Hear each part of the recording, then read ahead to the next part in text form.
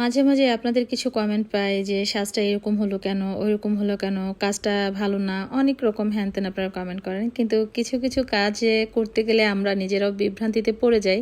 সেই গল্পটাই আজকে বলবো। এখানে কিন্তু আপনারা দেখতে পাচ্ছেন যে এটা আমাদের কাজের লাস্ট ফিনিশিং।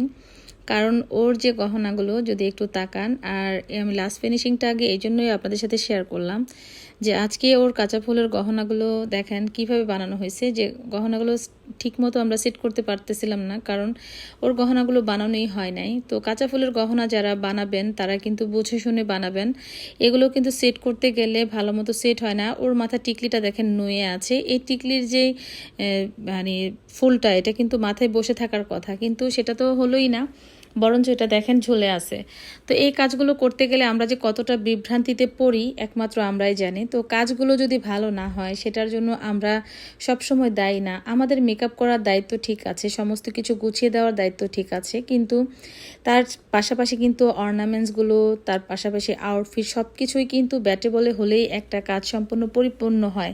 তো সেই জিনিসটা যদি আসলে না হয় কখনো দেখতেও ভালো লাগে না। গহনার জন্য অনেক সময় ভালো কাজটাও কিন্তু দেখতে অনেক বাজে লাগে।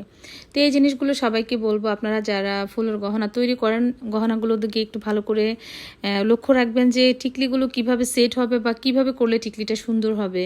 আর গলারগুলো কিন্তু তেমন একটা ভালো হয় নাই, তারপরেও যখন ক্লায়েন্ট নিয়ে আসে আমাদেরকে কাজ করে দিতে হয়, সেভাবে আমরা কাজটা করি। তো পরে আমি চিন্তা করলাম ফুলটা আরেকটু উঠায় দেই। তো উঠায় দেওয়ার পরে কিছুটা ভালো লাগছিল। তো এই হচ্ছে আজকের সমস্যা।